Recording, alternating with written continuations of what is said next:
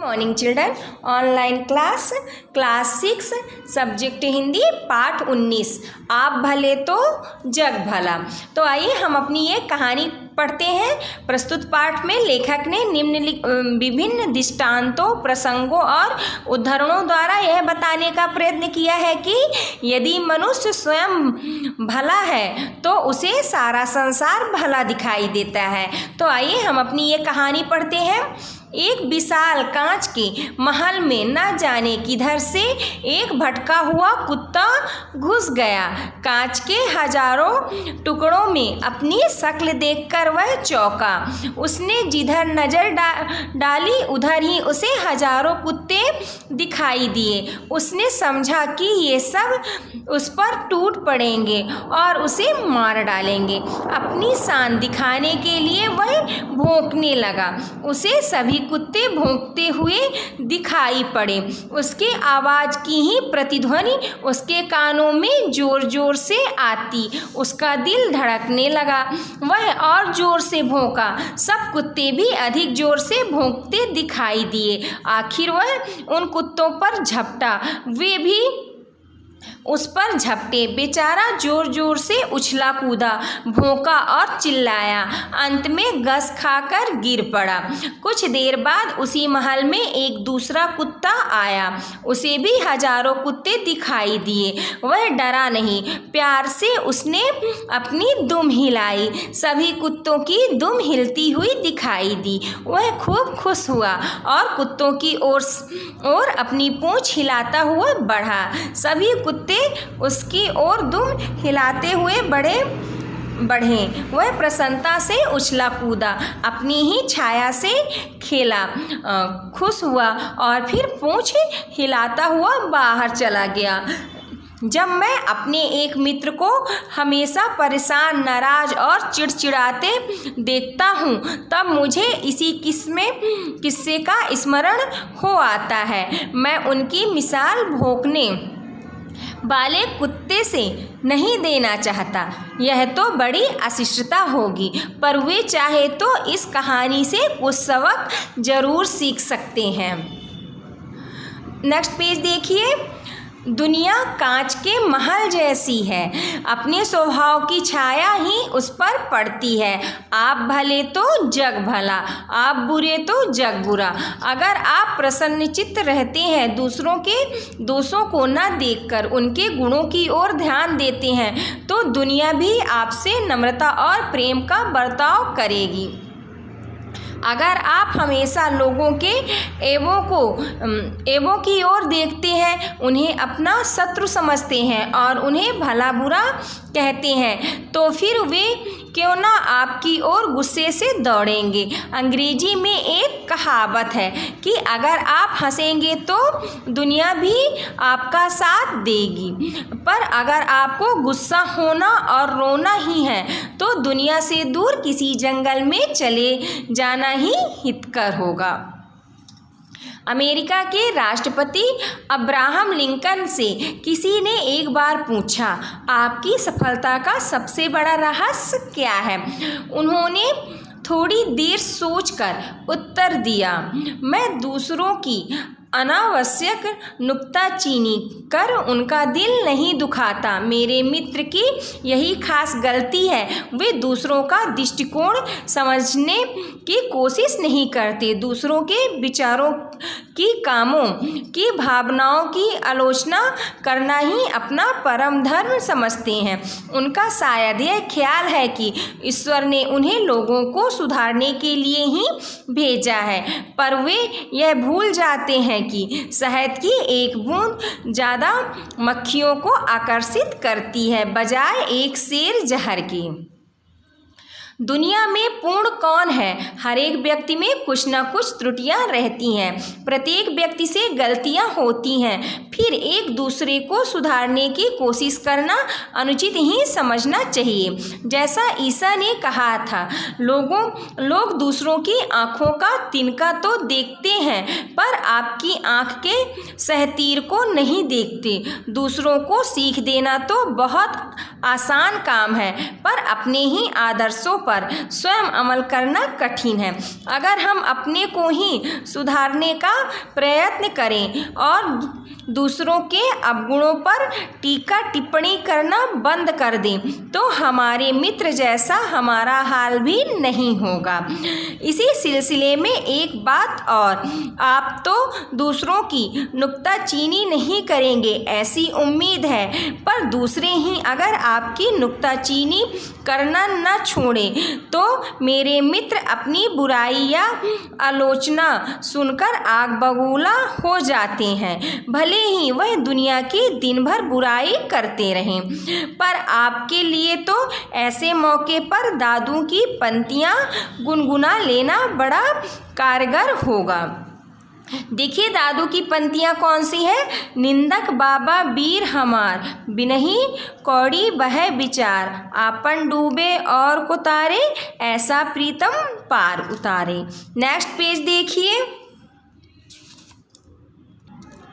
अगर सचमुच कुछ त्रुटियां हैं जिनकी ओर निंदक हमारा ध्यान खींचता है तो उन अवगुणों को दूर करना हम सभी का कर्तव्य हो जाता है। जिससे उनकी ओर ध्यान दिलाया या उसका उपकार ही मानना चाहिए। एक दिन एक सज्जन से कुछ गलती हो गई। हमारे मित्र तुरंत बिगड़कर बोले, देखिए महाशय, यह आपकी सरासर गलती है, आगे ऐसा करेंगे तो ठीक नहीं होगा। बेचारे महाशय जी बड़े दुखी हुए, उनका अपमान हो गया, मन में क्रोध जागृत हुआ और वे बिना कुछ उत्तर दिए ही उठकर चले गए। दूसरे दिन मैंने उन महाशय जी से एकांत में कहा, देखिए गलती तो सभी से होती है, ऐसी गलती में मैं भी कर चुका हूँ, दुखी होने का कोई कारण नहीं। आप तो बड़े समझदार हैं, कोशिश करें तो यह क्या बड़ी से बड़ी गलतियाँ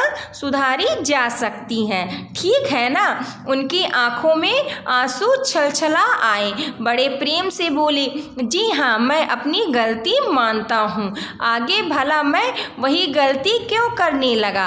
पर कोई मोहब्बत से पेश आए तब ना आदमी प्रेम का भूखा रहता है। जब सरदार पृथ्वी सिंह ने हिंसा का मार्ग त्याग कर अपने को बापू के सामने अर्पण कर दिया तब बापू को बहुत खुशी और संतोष हुआ। पर बापू जहाँ प्रेम और सहानुभूति की मूर्ति थे वहीं बड़े परीक्षक भी थे। कुछ दिनों बाद उन्होंने पृथ्वी सिंह से कहा, सरदार साहब, अगर आप सेवाग्राम से आकर मेरे आश्रम में रह सकें तभी मैं समझूंगा कि आपने अहिंसा का पाठ सचमुच सीख लिया है। पृथ्वी सिंह जरा चौंक कर बोले, आपका क्या मतलब बापूजी? भाई, मेरा आश्रम तो एक प्रयोगशाला जैसा ही है, जिन लोगों की कहीं नहीं बनती अक्सर वे मेरे पास आ जाते हैं। उन सबको एक साथ रखने में मैं सीमेंट का काम करता हूँ और वह सीमेंट मेरी अहिंसा ही है।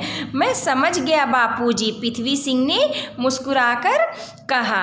आगे की कहानी यहाँ कहने की जरूरत नहीं, पर इसमें बापू के प्रेममय व्यवहार की एक झलक मिल जाती है। उन्होंने अपने प्रेम और सहानुभूति से कितने ही व्यक्तियों को अपनी ओर खींचा था।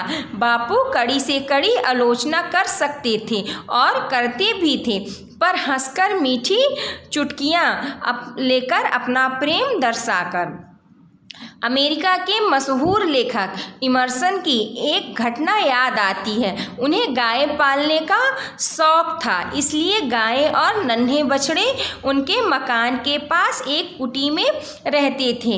एक बार जोर की बारिश आने वाली थी। सभी गायें तो झोपड़ी के अंदर चली गई, पर एक बछड़ा बाहर ही रह गया। इमर्सन और उनका लड़का दोनों मिलकर उस बछड़े को पकड़कर खींचने लगे कि वह कुटी में चला आए, पर ज्यों ही उन्होंने जोर से खींचना शुरू किया त्यों-त्यों वह बछड़ा भी सारी ताकत लगाकर पीछे हटने लगा। बेचारे इमर्सन बड़े परेशान हुए।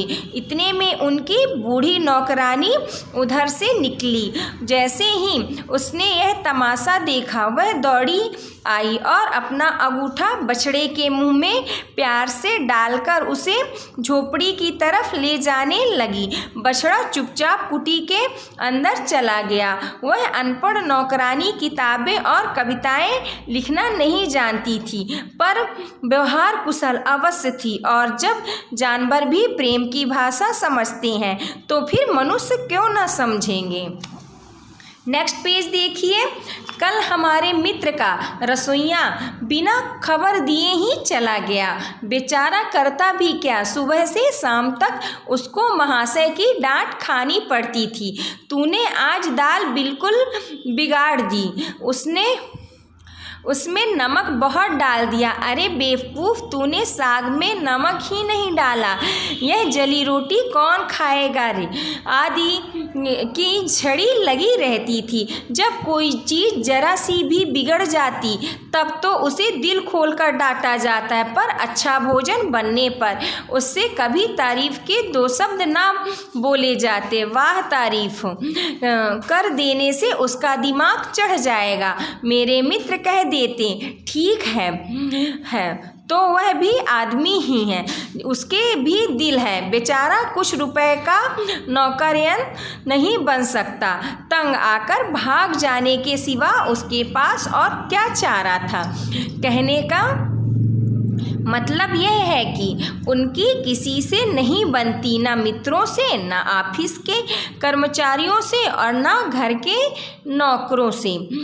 पर मज़े की बात यह है कि वे अपनी ज़िंदगी और विचारों से पूरी तरह संतुष्ट हैं। वे मानते हैं कि उनका जीवन आचार और विचार आदर्श है। दूसरे लोग जो उनका सम्मान नहीं करते मूर्ख हैं। ग्रीस के महान संत सुकरात ने एक बात बड़े पते की कही थी। जो मनुष्य मूर्ख है और जानता है कि वह मूर्ख है, वह एक ज्ञानी है, पर जो मूर्ख है और नहीं जानता कि वह मूर्ख है, वह सबसे बड़ा मूर्ख होता है। अच्छा हो, सुकरात के इन विचार को मेरे मित्र अपने कमरे में लिखकर टांग ले, पर उनसे यह बात कहने का साहस कौन करे। तो ये हमारी कहानी किसने लिखी थी? जो ये हमारे पाठ थे, श्रीमन नारायण जी ने लिखा था। अब आइए हम अपना नेक्स्ट पेज देखते हैं। सही विकल्प पर सही का क्या करना है? चिन्ह लगाना है। तो देखिए फर्स्ट क्या है? कांच में दिखाई देता है, तो इसका आंसर क्या हो जाएगा? ये आपका थर्ड नंबर हो जाएगा, अपना प्रतिबिंब कांच में दिखाई देता। फिर सेकंड देखिए, कुत्ते की आवाज़ को कहा जाता है, तो इसमें क्या हो जाएगा? इसका भौंकना।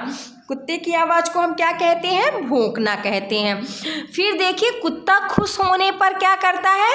ये इसका आंसर थर्ड नंबर होगा, अपनी दुम हिलाता है। फिर नेक्स्ट देखिए, अब्राहम लिंकन किस देश के राष्ट्रपति थे? तो इसका आंसर क्या हो जाएगा? अमेरिकन में। अब्राहम लिंकन अमेरिका के राष्ट्रपति थे। अब देखिए नेक्स्ट हमें क्या करना है? भाव स्पष्ट करना है। तो चलिए हम अपना ये पढ़ते हैं और इसका क्या करेंगे? भाव स्पष्ट करते हैं। तो हमारा फर्स्ट क्या है इसमें देखिए, अगर आप हंसेंगे तो दुनिया भी आपका साथ देगी, पर अगर आपको गुस्सा होना और रोना ही है तो दुनिया से दूर किसी जंगल में चले जाना ही हितकर होगा। तो इसमें क्या बताया गया है कि चलिए हम इसका क्या देखते हैं, भाव क्या होता है। तो इसका भाव है कि सभी लोग हंसते हुए व्यक्ति को देखना पसंद करते हैं। रोते या गुस्सैल व्यक्ति को सभी नापसंद करते हैं। शहद की एक बूंद ज़्यादा मक्खियों को आकर्षित करती है बजाय एक सेर जहर के। तो इसका क्या हो जाएगा? इसका मतलब है कि मीठी चीज़ें व मीठी बोली सभी को प्रिय होती है। फिर नेक्स्ट देखिए, दूसरे को सीख देना तो बहुत आसान काम है, पर अपने ही आदर्शों पर स्वयं अमल करना कठिन है। तो इसका क्या हो जाएगा? किसी को उपदेश देना सबसे सरल काम माना जाता है, लेकिन अपने उपदेश पर कार्य करना कठिन है। फिर 4 नंबर देखिए, मेरा आश्रम तो एक प्रयोगशाला जैसा ही है। तो यहाँ हम विभिन्न प्रकार के व्यवहारों का प्रयोग करते हैं। फिर नेक्स्ट देखिए 5 नंबर, जब जानवर भी प्रेम की भाषा समझते हैं तो फिर मनुष्य क्यों ना समझेगा। तो इसका क्या हो जाएगा भाव कि जंतु भी प्रेम की भाषा समझते हैं तो मनुष्य को भी इनसे कुछ सीखना चाहिए। देखिए फिर नेक्स्ट क्या है, निम्नलिखित गद्यांश को पढ़कर इससे संबंधित प्रश्नों के हमें क्या करना है, उत्तर देना है। अगर सचमुच कुछ त्रुटियां हैं जिनकी ओर निंदक हमारा ध्यान खींचता है तो उन अवगुणों को दूर करना हम सभी का कर्तव्य हो जाता है जिसने उनकी ओर ध्यान दिलाया। अगर उपकार ही मानना चाहिए। एक दिन एक सज्जन से कुछ गलती हो गई। हमारे मित्र तुरंत बिगड़कर बोले, देखिए महाशय, यह आपकी सरासर गलती है, आइंदा ऐसा करेंगे तो ठीक नहीं होगा। बेचारे महाशय जी बड़े दुखी हुए, उनका अपमान हो गया, मन में क्रोध जागृत हुआ और वे बिना कुछ उत्तर दिए ही उठकर चले गए। नेक्स्ट पेज देखिए, फर्स्ट क्वेश्चन इसका क्या है कि हम सभी का क्या कर्तव्य हो जाता है। तो बताइए हम सभी का क्या कर्तव्य होता है। तो हमारी जिन त्रुटियों की ओर निंदक हमारा ध्यान खींचता है उन अवगुणों को दूर करना हम सभी का कर्तव्य हो जाता है। सेकंड क्या है, हमें किसका उपकार मानना चाहिए। तो जिसने हमारी त्रुटियों की ओर हमारा ध्यान दिलाया हमें उसका उपकार मानना चाहिए। फिर थर्ड क्या है, मित्र ने सज्जन से क्या कहा। तो इसका आंसर क्या हो जाएगा कि एक दिन सज्जन से कुछ गलती हो गई। मित्र उनसे तुरंत बिगड़कर बोले, देखिए महाशय, यह आपकी सरासर गलती है, आइंदा ऐसे करोगे तो ठीक नहीं होगा। 4 नंबर देखिए, महाशय जी पर मित्र की बात का क्या प्रभाव पड़ा। तो इसका क्या आंसर हो जाएगा कि महाशय जी बड़े दुखी हुए, उनके मन में क्रोध जागृत हुआ और वे बिना कुछ उत्तर दिए ही उठकर चले गए। फिर देखिए नेक्स्ट क्या है, आपकी भाषा की बात आती है। तो इसमें फर्स्ट क्या है, निम्नलिखित शब्दों के हमें क्या करना है, विलोम बताना है। तो देखिए अशिष्टता का क्या हो जाएगा, विलोम शिष्टता हो जाएगा, नूतन का पुरातन हो जाएगा, सरस का नीरस हो जाएगा और सार्थक का निरर्थक हो जाएगा, अहिंसा का हिंसा हो जाएगा और शत्रु का मित्र हो जाएगा। फिर नेक्स्ट क्वेश्चन क्या है हमारा, निम्नलिखित शब्दों के क्या करना है, 2 पर्यायवाची शब्द लिखना है। तो देखिए समुद्र का क्या पर्यायवाची होता है, सागर और जलादि, पुष्प का प्रसून और फूल, आम का अम्र और रसाल, संसार का क्या होता है, दुनिया और विश्व। फिर नेक्स्ट क्वेश्चन क्या है कि निम्नलिखित शब्दों से क्या करना है, आपको वाक्य बनाना है। तो देखिए इसको आपको क्या करना है, अपने से करना है। पहले आपको क्या करना है, इस शब्दों को अपने वाक्य में यूज करना। हाँ, अगर नहीं आपसे बनता है तो फिर मैं आपको इसे ज़रूर बताऊंगी। फिर नेक्स्ट पेज आप देखिए, तो इसमें हमें क्या बताना है कि निम्नलिखित शब्द युग्मों से हमें क्या करना है, विशेषण छांटना है।